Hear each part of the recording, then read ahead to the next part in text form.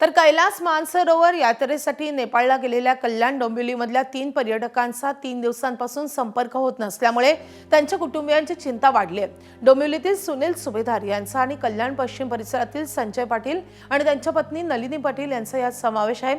पाटील दाम्पत्याच्या शेजाऱ्यांनाही या घटनेचा मोठा धक्का बसलाय। पाटील दाम्पत्य सुरक्षितरित्या घरी परतावं म्हणून त्यांच्या शेजाऱ्यांनी प्रार्थना केली आहे। आम्हाला सांगून गेले होते की 23 तारखेला आम्ही बाहेर जाणार आहे। मानसरोवर म्हणजे कैलास मानसरोवर तिकडे जाणार आहे। मग 3 तारखेला परत येतो म्हणून।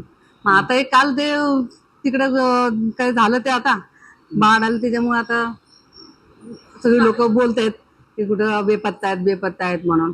पक्क काय माहिती नाही, पण सकाळी 6:30ला एक खबर अपडेट आली होती त्यांची की आमची बस आता निघाली म्हणून, असं त्यांच्या तिकडच्या ग्रुपची।